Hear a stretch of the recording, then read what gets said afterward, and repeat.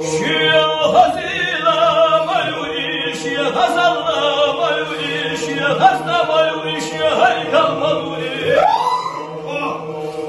Şia mahabba bu iş ya dağarma bu iş ya berkatma bu iş ya dünya bu iş Şia